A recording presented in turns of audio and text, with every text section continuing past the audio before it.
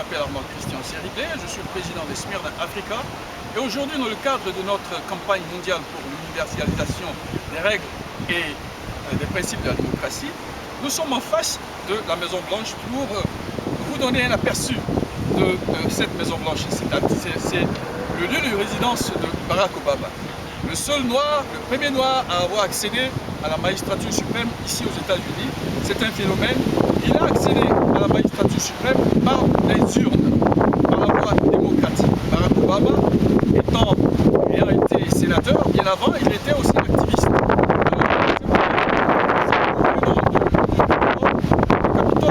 C'est là où se réunissent les sénateurs et les députés. Les décisions qui sont prises ici par Barack Obama sont mises en examen au Capitole avant qu'elles deviennent, par exemple, une loi. La loi sur la santé, l'assurance universelle a été prise au Capitole, mais c'était d'abord l'initiative de Barack Obama. C'était une grande victoire parce que pendant 100 ans, les États-Unis n'ont pas bénéficié d'une assurance médicale, plutôt une assurance médicale universelle. Le point que je veux faire, c'est qu'aux États-Unis, personne ne peut accéder à la magistrature suprême par le biais de des coups d'État. C'est très important. Il n'a pas accédé à ce poste, ce très haut poste, avec des armes.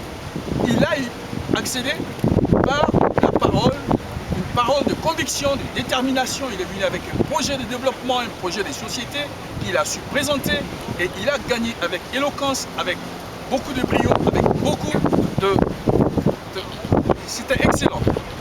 Alors, j'appelle tous les Africains, les leaders africains, à suivre cet exemple et bientôt, puisque nos documents ont été déjà soumis à l'attention de son Excellence M. Barack Obama et au Speaker du House, nous allons demander à l'Amérique de nous cautionner dans cette démarche, afin que tous ceux qui s'aventurent dans la voie non démocratique, c'est-à-dire qui veulent accéder au pouvoir par le biais des coups d'État, seront sanctionnés, ne seront plus subventionnés et donc seront poursuivis comme des terroristes.